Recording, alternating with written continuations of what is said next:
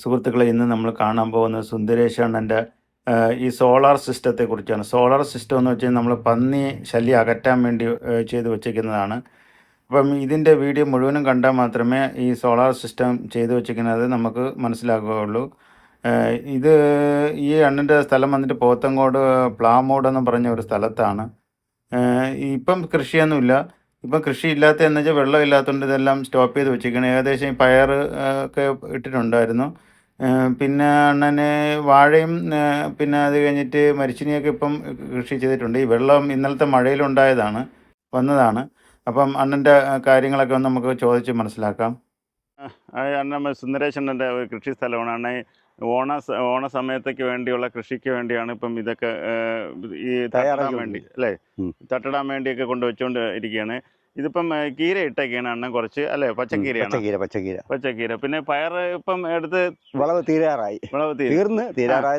വെള്ളം ഇല്ലാത്തത് കൊണ്ടാണ് പെട്ടെന്ന് നശിച്ചു പോയത്. വെള്ളം ഇല്ലാത്തതുകൊണ്ടാണ് നശിച്ചത്. ഇനിയിപ്പം വെള്ളം കിട്ടിയാൽ നമ്മൾക്ക് ഇതിപ്പം താന്നു പോകും. അല്ല, ഈ വെള്ളം ഒന്നും കൂടെ മഴ പെയ്തില്ലെങ്കിൽ ഒരു 2 മണിക്കൂറിനകത്ത് ഈ വെള്ളം പറ്റിപ്പോകും.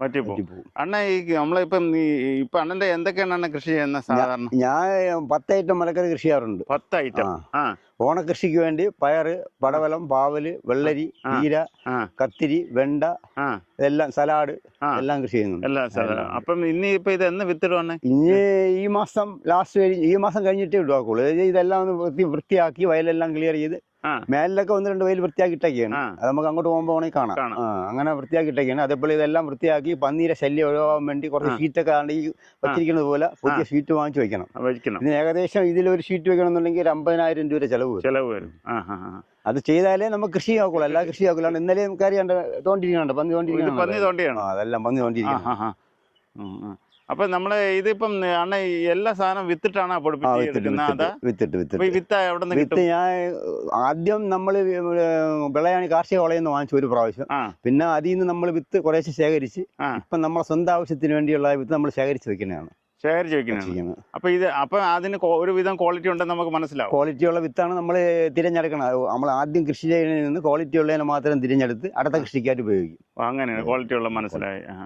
ഇപ്പൊ ഈ വയലിലല്ല അണ്ണൻ പറഞ്ഞ കൃഷിയെല്ലാം കൂടെ അപ്പുറത്തെ മേലുണ്ട്. അപ്പൊ അതും കൂടെ നമുക്ക് അവിടെ നമുക്ക് അതും കൂടെ ഒന്ന് അവിടെ ഇപ്പൊ കീര പാവാനായിട്ട് കിളച്ച് വൃത്തിയാക്കിയിട്ടൊക്കെയാണ് കാണാം. അതിൽ വാഴയുണ്ട്, പിന്നെ എനിക്ക് മറ്റ് കിഴങ്ങ് വർഗ്ഗങ്ങളെല്ലാം ഉണ്ട്. മനകിഴങ്ങുണ്ട്, ചെറുള്ളിയുണ്ട്, കാച്ചിലുണ്ട്, ചേനയുണ്ട്. ചെറുള്ളിയും ഇട്ടു അതുകൊണ്ട് ഇപ്പൊ കാണാം ഇട്ടിരിക്കുക. ഇതിപ്പോ അണ്ണൻ പയറിട്ടുന്ന അത് ഏകദേശം ഇന്നിപ്പോ വിളവെടുക്കാൻ ഇല്ല, ഏകദേശം തീർന്നു. ഉണ്ട്, കുറച്ചേ ഉണ്ട്. ഇത് സോളാർ ഇതിലെന്ന് പറഞ്ഞാൽ ഇപ്പൊ 38,000 രൂപ മുടക്കി മരിച്ചിനിട്ട വയലാണ്. ഇത് എന്റേതല്ല, എൻ്റെ ഒരു അളിയൻ്റെതാണ് മുടക്കി. സോളാർ ചെയ്തിട്ട് ഇതിൽ ഇതേപോലെ വള്ളി പറന്ന് കിടക്കുന്നതുകൊണ്ട് ഇതിൽ സപ്ലൈ കിട്ടൂല. ഇത് മൊത്തം മരിച്ചിനിയും പന്നിക്കാർ നശിപ്പിച്ചതാണ്. ഈ സോളാറിന് സപ്ലൈ എന്ന് വെച്ചാൽ അത് പന്നിയിൽ എങ്ങനെ അതിന് പ്രതിഫലിക്കണം? അതാണ് സിസ്റ്റം. അവിടെ ഒരു സിസ്റ്റം ഇരിപ്പുണ്ട്. അങ്ങ് പോണ്ടത് അവിടെ നിന്ന് കാണാം. ഇതിനെ കാണാം നമുക്ക്. ഇപ്പം ഇതാണ് സോളാർ സിസ്റ്റം എന്നുള്ളത്. ഇതാണ് സോളാറിന്റെ സിസ്റ്റം. ഇത് അതിലും കൊടുത്തിരിക്കണ്ട. അപ്പൊ അതിനകത്ത് പന്നി കാര്യം വെച്ചാൽ ഇത് ഈ പറഞ്ഞ കണക്ക് പുല്ലും വള്ളിയും ടച്ച് ചെയ്താലേ അതിന്റെ അടുത്ത് നമുക്ക് പോകാൻ പറ്റും. അല്ല അണ്ണന്റെ അവിടുത്തെ അവിടെ ഉണ്ട്. നമ്മൾ പന്നി കയറാതിരിക്കാൻ വേണ്ടി സോളാറിന്റെ സിസ്റ്റം, ഇതാണ് സിസ്റ്റം. ഇതിനകത്ത് എത്ര വാൾട്ട്? 90 വാൾട്ട്. നമുക്ക് ഇതിപ്പോ രാത്രിയാണ് ആലാണ് ഇത് ഓണാ. നമ്മളെ ടൈം എത്രയാണ് അഡ്ജസ്റ്റ് ചെയ്യണത് അതനുസരിച്ച്. 6:30ക്കാണ് ഞങ്ങളിപ്പോ ടൈമർ കൊടുത്തിരിക്കുന്നത്. 6:30 മണിക്കാണ്. വൈകുന്നേരം 6:30 സ്റ്റാർട്ട് ചെയ്താൽ രാവിലെ 6:30 ആകുമ്പോൾ ഓട്ടോമാറ്റിക് അത് ഓഫ് ആയിക്കോളും. ഇത് ആരും ഇവിടെ ഈ നമുക്ക് മറ്റുള്ളവർക്ക് ഇത് അറിയാം അല്ല, അങ്ങനെ വലിയ ശരിയായി. നമ്മൾ ഈ വഴി വിട്ടിട്ടാണ് ചെയ്തിരിക്കുന്നത്, നമ്മളെ പര്യടം കടത്തി വിട്ടാണ് ചെയ്തിരിക്കുന്നത്. അത് പിന്നെ അതിക്രമിച്ച് വന്നാൽ മാത്രമേ അത് ശല്യം ഉണ്ടാവുള്ളൂ, അല്ലെങ്കിൽ ശല്യം ഉണ്ടാവില്ല. ഇത് ഇട്ട് 100% സക്സസ് ആണ്. ഇത് നമ്മൾ ഈ പറഞ്ഞ കണക്ക് ഇതേപോലെ പുല്ലില്ലാതെ ഈ കിടക്കുന്ന രീതിക്ക് സൂക്ഷിച്ചു കഴിഞ്ഞാൽ സക്സസ് ആണ്. പുല്ലില്ലാതെ സൂക്ഷിക്കും. വള്ളി മറ്റുള്ളതൊന്നും ഇതിൽ ടച്ച് ആവാൻ പാടില്ല. ഇത് കീര പാവാൻ വേണ്ടിട്ട് വെള്ളം ഇല്ലാത്തോണ്ട് പാവാതെ ഇട്ടിരുന്നതാണ് അല്ലേ? ഇനിയിപ്പോ പാവും. ഇതാണ് അണ്ണന്റെ ഇവിടുത്തെ കൃഷി. പിന്നെ ഈ വാഴയൊക്കെ ഉള്ള എല്ലാം ഇതിലുള്ളതാണ്. അതില് പടമലം കിട്ടെ അതെല്ലാം പോയത്. അത് കഴിഞ്ഞു, എല്ലാം കഴിഞ്ഞു. എല്ലാം പടവലം ഉണ്ടായിരുന്നു, പയറ്, പാവലെല്ലാം ഉണ്ടായിരുന്നതാണ്. കാരണം തട്ടുകളെല്ലാം മലക്കറി ഇട്ടിരുന്നതാണ്. ഇനിയിപ്പോ അടുത്ത ഓണകൃഷിക്ക് വേണ്ടിയാണ് എല്ലാം. അതെല്ലാം വൃത്തിയാക്കണ്ടേ? അതെല്ലാം വൃത്തിയാക്കണം. പക്ഷെ അതിന്റെ ഇടയ്ക്കൊക്കെ ഒന്ന് രണ്ടെണ്ണം ആ കിടക്കുന്നു. അത് ഈ ലാസ്റ്റിലുള്ളത്. ലാസ്റ്റ് അത് കൊള്ളുമില്ല. ഇനി മരിച്ചിനെയാണ്. ആകുമ്പോ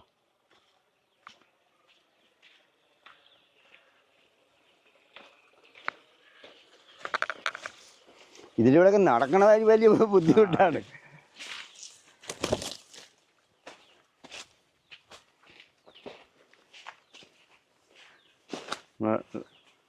ഒരു അനിയന് എത്ര എത്ര ഞങ്ങൾ 3 പേരുണ്ട്. 3 പേര്. അണ്ണന്റെ സുന്ദരേശൻ. എന്റെ പേര് സുന്ദരേശൻ നായർ, രണ്ടാമത്തെ ചേട്ടന്റെ പേര് വിജയകുമാരൻ നായർ, മൂന്നാമത്തെ ചേട്ടന്റെ പേര് വിക്രമൻ പിള്ള. ഇതിലും സോളാറിന്റെ ഇതുണ്ട്. ഇതിലാണ് സിസ്റ്റം ഇരിക്കണത്. ഇവിടെയാണ് സിസ്റ്റം ഇരിക്കുന്നത്. കാണാം, നമുക്ക് അങ്ങോട്ട് പോയി കാണാം, അടുത്ത് പോയി കാണാം.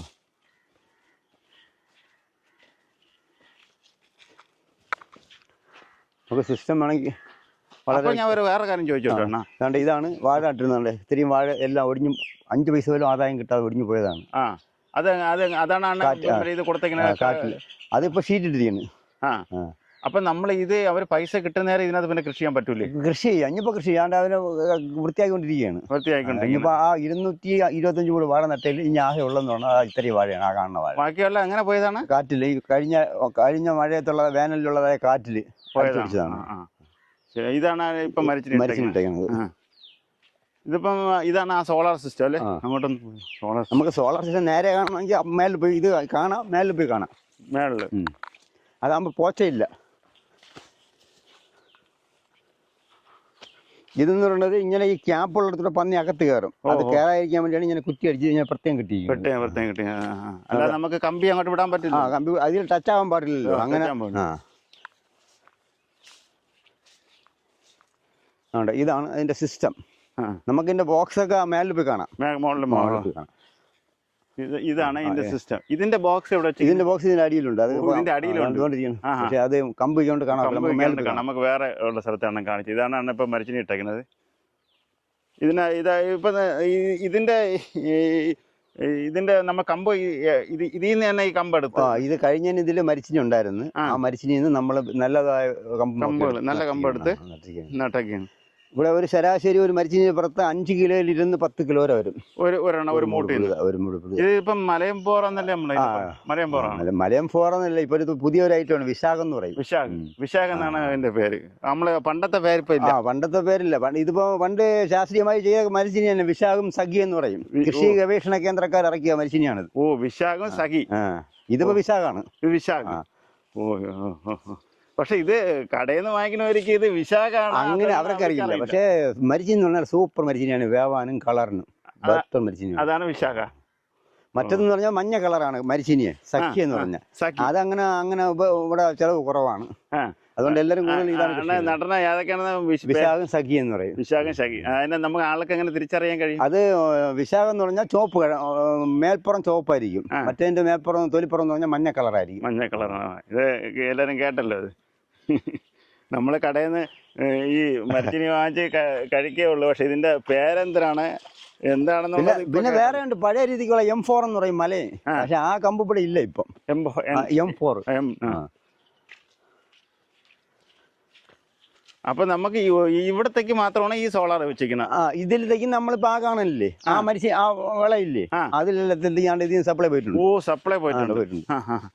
അപ്പൊ ഞാൻ ചോദിക്കട്ടെ, ഇവിടെ ഇപ്പൊ വെള്ളം കയറണം. ഇപ്പൊ നമ്മള് വെള്ളം ഒരുപാട് വരുമ്പോ ഇത് ഇതിൽ ടച്ച് ചെയ്താ?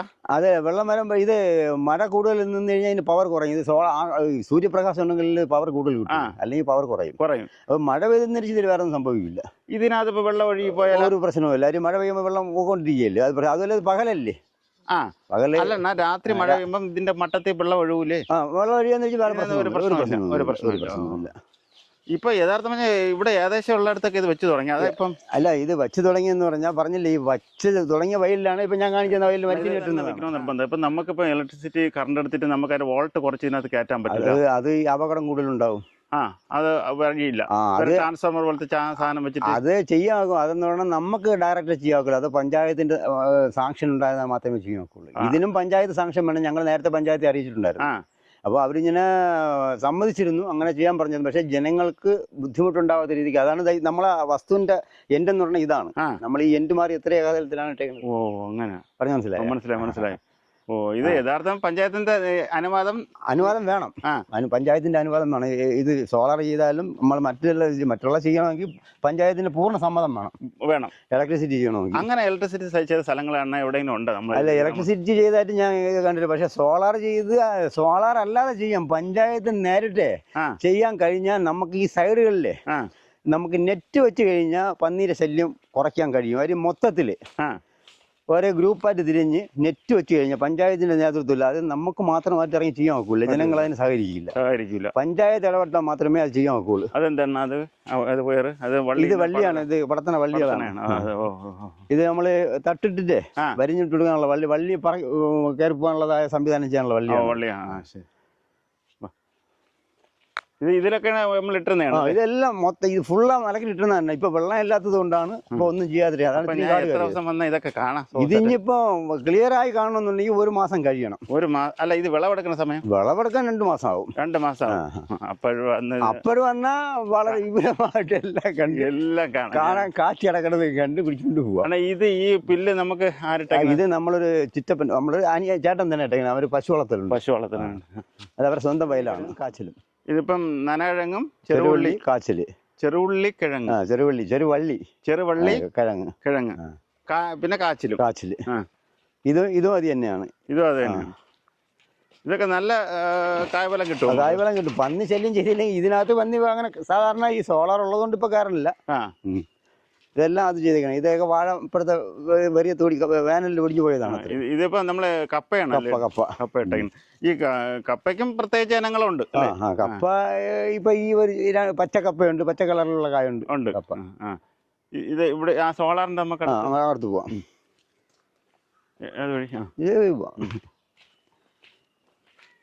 ഈ ചേട്ടനാണ് ഇപ്പൊ നമ്മളെ കൺവീനറായിട്ട് ക്ലസ്റ്ററിന്റെ കൺവീനർ. ഒരു ചാനലിൽ നിന്നാണ് നമ്മളൊരു യൂട്യൂബ് ചാനലിന്റെ. അപ്പൊ ഇത് ഈ കീര എടുക്കാൻ പറ്റത്തില്ല. നമ്മൾ ഉപയോഗിച്ച് കഴിഞ്ഞ് ഇപ്പൊ അതിനെ കേടായി പൂച്ചി വീണാണ്ട. ഇതേപോലെ ഇല വായിപ്പോയാൽ പിന്നെ ഇത് എടുക്കില്ല. അല്ലെങ്കിൽ ഇല ഓരോരുത്തരെ നുള്ളി എടുത്ത് വീട്ടിൽ ഉള്ളിയേ ഇല്ല. ഇതാണ് ഞാൻ പറഞ്ഞത്, 1 ദിവസം കൊണ്ട് അടിച്ചാൽ കരിയണതാണ്. ഇതാണ് സംഭവം. ഇതിപ്പം നമ്മളെ വീട്ടിൽ ഇതിപ്പോ അന്നെ മരുന്നടിക്കണെന്ന് വെച്ചാൽ ഇവിടെ അടുത്ത കൃഷി ഇറക്കാനാണ്. ഇത് ദോഷമൊന്നും ഇല്ല. ഓണകൃഷിക്ക് വേണ്ടി ഇത് ഈ പച്ചല കരിയാനുള്ള മാത്രം മരുന്നാണ്. മണ്ണിനെ ബാധിക്കണല്ല. ഇപ്പൊ ഞാനും വീട്ടിൽ ഇത് അടിച്ചാണ്. ഇത് മേപ്പറം മാത്രമേ പോകുള്ളൂ. ഇതിപ്പം കൃഷി ചെയ്യാൻ വേണ്ടിയാണ് അടിച്ച് കരിച്ചതാണ്. മണ്ണിന് ഇത് ദോഷം പറഞ്ഞ സാധനമല്ല. ഇത് നമ്മളൊക്കെ ഉള്ളതാണ് മരിച്ചിനി.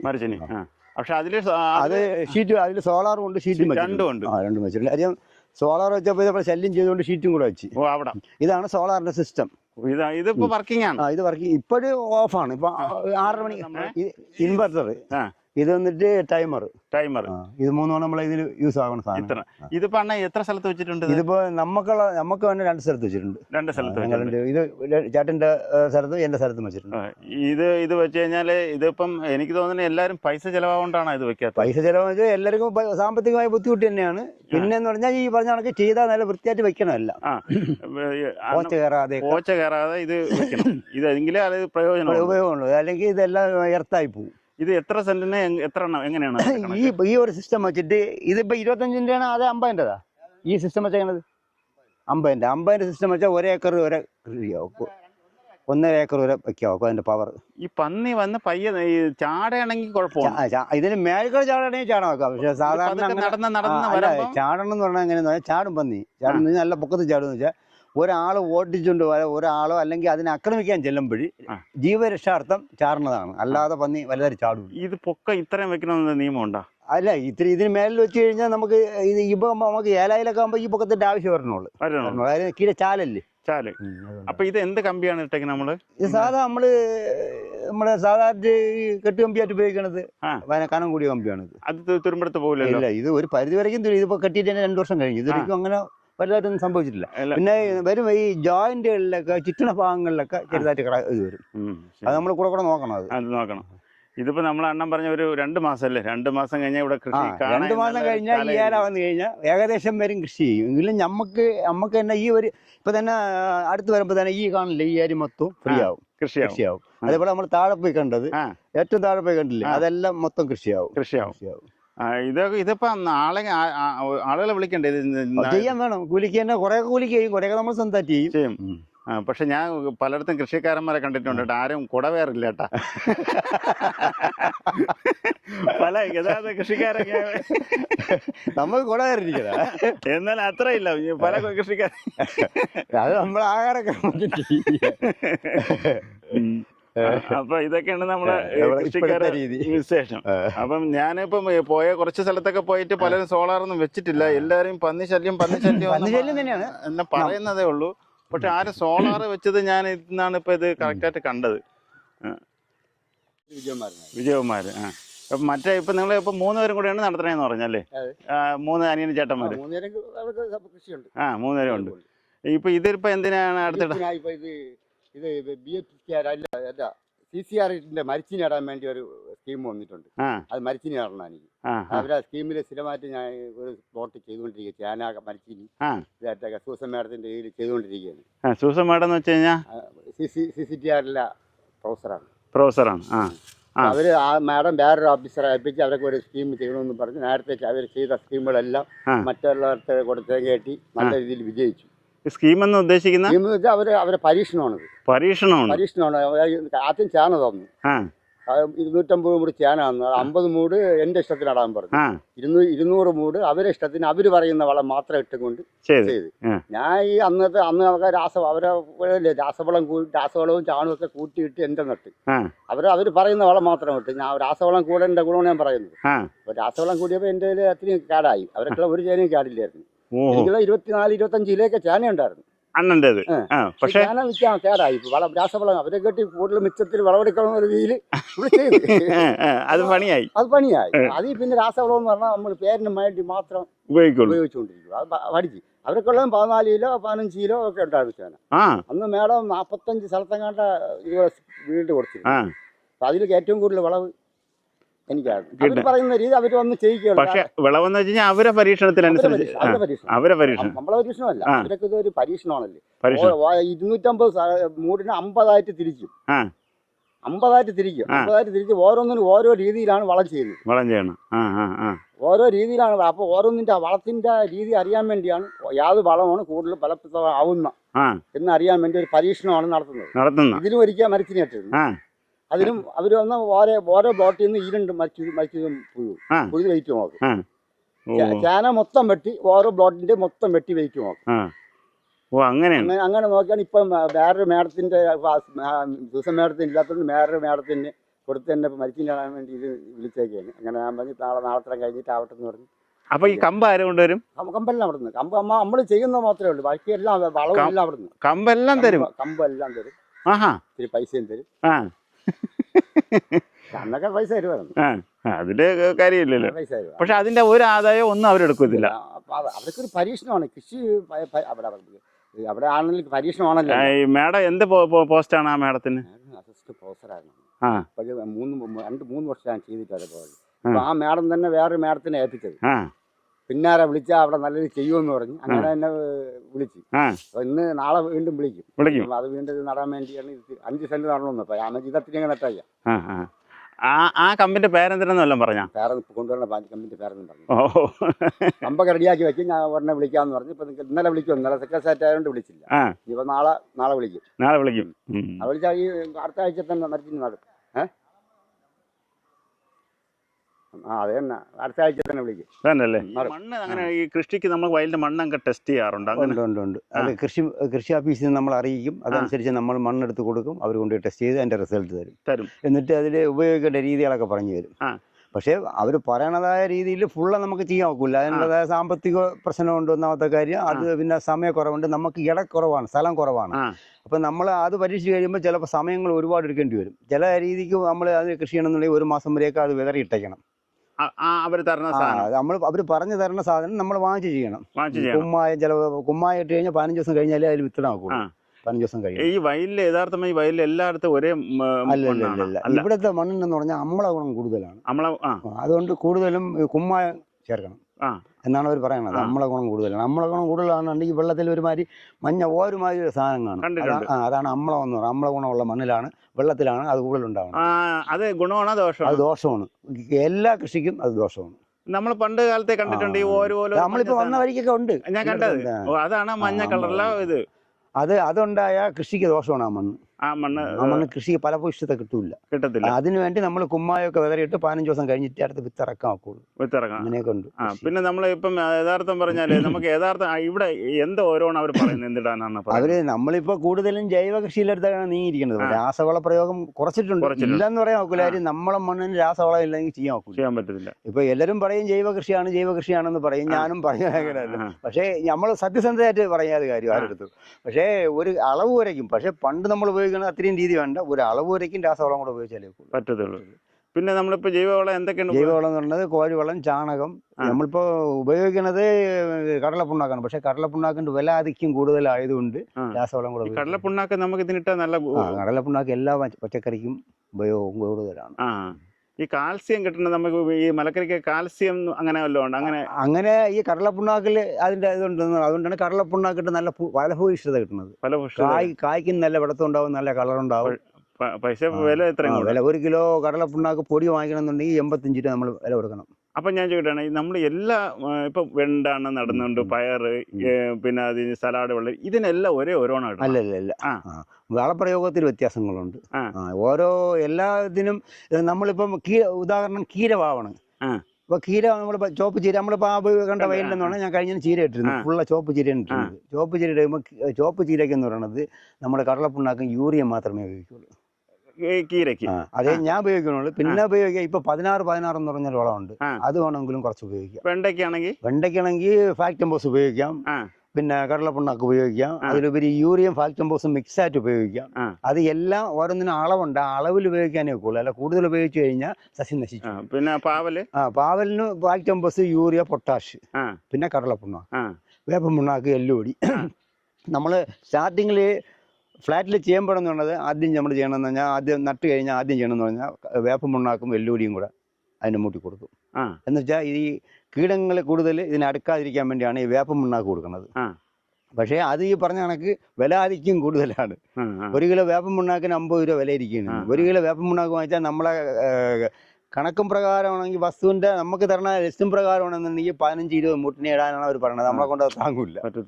നമ്മളെ പോലുള്ള കർഷകരോട് താങ്ങൂല. പടവലങ്ങിക്കും എല്ലാത്തിനും ഇത് ഉപയോഗിക്കാം. ഈ വേപ്പപ്പിണ്ണാക്ക് വെല്ലുവിളി എല്ലാ സസ്യത്തിലും ചെറുതിലേ ഉപയോഗിക്കാം. അത് കഴിഞ്ഞാൽ അത് ഉപയോഗിച്ചിട്ട് കാര്യമില്ല. അതെന്ന് പറയുന്നത് ഈ വളം എന്ന് പറയുന്നത് പയ്യെ കൊടുക്കണ വളമാണ് സസ്യത്തിന്. അതിനാണ് നമ്മൾ ഈ സസ്യം തൈ നടുമ്പോൾ തന്നെ അത് ഉപയോഗിക്കാം. അപ്പൊ ഇത് പരുവാകുന്നവരേക്കും അതിൻ്റെതായ ഒരു പവർ കിട്ടും. ഈ കയ്പുള്ള സാധനം എന്ന് പറഞ്ഞാൽ കൂടുതൽ സമയം കിടക്കുമല്ലോ. അതാണ് അതിന്റെ രീതി. അപ്പൊ തക്കാളി ഇട്ടിട്ടുണ്ട്. കഴിഞ്ഞതിന്റെ അങ്ങനെ എനിക്ക് പ്രൈസും കിട്ടിയിട്ടുണ്ട്. തക്കാളി കഴിഞ്ഞ ഏറ്റവും നല്ല കർഷകനുള്ള അവാർഡ് വാങ്ങിച്ച ഞാനാണ് നമ്മളെ പോത്തങ്കോട് പഞ്ചായത്തിൽ. വിപണിയിലാണ് പോകാറുണ്ടോ? ഉണ്ട്. ഞാൻ വിപണിയിലെ മെമ്പറാണ്. എനിക്കിവിടെ കാട്ടാക്കി കൊടുത്താണ് വിപണി. പക്ഷേ നമ്മളെ വിപണി അത്ര സ്ട്രോങ് അല്ല. വേളാപുരത്തെ വിപണിയിൽ ഞാൻ പോയി. വേളാപുരത്തെ വിപണി നല്ല സ്ട്രോങ് ആണ്. എന്റെ ഒരു കൂട്ടുകാരനാണ് അവിടുത്തെ പ്രസിഡന്റ്, ജയൻ എന്ന് പറയും. എന്റെ ഒരു കൂട്ടുകാരനാണ്. ശരി. അപ്പൊ അങ്ങനെയാണ് ഈ കൃഷിയുടെ കാര്യങ്ങളൊക്കെ. പിന്നെ എനിക്ക് ചേന ഉണ്ടായിരുന്നു. ചേന കൃഷി നമ്മളവിടെ ഉണ്ടല്ലോ, ചേനയുണ്ട്. നമുക്ക് ഈ ഇട്ടേക്കിന്, അതായത് ഇപ്പൊ കൃഷി എടുത്ത മണ്ണില് നമുക്ക് ഇപ്പൊ ചേനയാണെങ്കിൽ ഓരോന്നും ഇടണ്ട. എല്ലാത്തിനും വളം ചെയ്താലേ കാര്യം. നമ്മളിപ്പോ എല്ലാരും പറയും ഈ വളക്കൂറുള്ളത് കൊണ്ട് ചെയ്യേണ്ടെന്ന് പറയും. പക്ഷെ ഞാനൊരു കൃഷിക്കാരൻ എന്നുള്ള നിലയ്ക്ക് ഞാൻ പറയണമെന്ന് പറയുന്നത്, എത്ര വളം ഉണ്ടെന്നുണ്ടെങ്കിലും സസ്യത്തിന് ആ വളം എടുത്തു കൊടുക്കണമെന്നുണ്ടെങ്കിൽ അടുത്തൊരു വളം ചെയ്തു കൊടുത്താലേ എടുക്കുള്ളൂ. അത് പറഞ്ഞു മനസ്സിലായി. അതാണ് ഞാൻ പഠിച്ചിട്ടുള്ള രീതി. പക്ഷെ എല്ലാവരും പറയും അതിൽ വളം എന്ന് പറഞ്ഞാൽ ചുമ്മാ അങ്ങ് നട്ടാൽ മതി. പക്ഷെ അത് നട്ടാൽ ഫലം കിട്ടില്ല എന്നുള്ളതല്ല, ഫലം കിട്ടും. പക്ഷെ അതിന്റെ അളവ് കുറവായിരിക്കും. ഈ വള കൂടിയെന്നും പറഞ്ഞ് കുഴപ്പമുണ്ട്. വള കൂടുതലുണ്ടെന്ന വള്ളിക്ക് കേടുവരാനുള്ള സാധ്യതയുണ്ട്, മൂട് അഴുവാനുള്ള സാധ്യതയുണ്ട്. അതെങ്ങനെ തിരിച്ചറിയാൻ? നമുക്ക് ഒരു അളവുണ്ടല്ലോ. ആ അളവിൽ കൂടുതൽ ഇടുമ്പോൾ വള്ളിയിൽ കുരുടിപ്പുണ്ടാവും. ചില വാഴയിൽ നമ്മൾ കാണുന്ന ഞാൻ കാണിച്ചു തരാൻ പറഞ്ഞു. അവിടെ ഒരു വാഴയുണ്ട്. അത് ഈ ചൂട് കൊണ്ടും വളത്തിന്റെ അളവ് കൊണ്ട് ഇല ഒരുമാതിരി ചുരുണ്ട് വരും. പിന്നെ അത് നമ്മൾ മരുന്നടിച്ച് അതിനെ മാറ്റണം. മാറ്റാം. ഒരു പരിധി വരയ്ക്കും നമുക്ക് അങ്ങനെ മാറ്റാം. പൂർണ്ണമായിട്ടും മാറണമെന്നുണ്ടെങ്കിൽ സമയമെടുക്കും. ഇതാണ് കൃഷി. അതായത് നമ്മൾ ഓരോ വിഭവത്തിനും ഓരോ രീതിയാണ്. നമ്മളിപ്പോ പല അസുഖത്തിനും എല്ലാ അസുഖത്തിനും ഒരു മരുന്ന് കഴിക്കുമല്ലോ. അതേ രീതിയാണ് കൃഷിക്ക് ചുരുക്കം രീതി. ഇത് നമ്മളെ സുന്ദരേശ് അണ്ണൻ്റെ കൃഷി അത് സുന്ദരേശ് അണ്ണൻ ഇനിയിപ്പോൾ ഒരു 2 മാസം കഴിഞ്ഞ് നമുക്കിവിടെ നിറയെ കൃഷികളൊക്കെ കാണാം. ഞാൻ എന്തായാലും ഒരു 1-2 മാസം കഴിഞ്ഞിട്ട് വരും. നമുക്ക് അപ്പം നല്ല വൃത്തിൻ്റെ വീഡിയോകളൊക്കെ എടുക്കാം. ഈ വീഡിയോ ഇവിടെ അവസാനിപ്പിക്കുന്നു. ഈ വീഡിയോ ഇഷ്ടപ്പെട്ടിട്ടുണ്ടെങ്കിൽ ഷെയർ ചെയ്യുക, ലൈക്ക് ചെയ്യുക, സബ്സ്ക്രൈബ് ചെയ്യുക.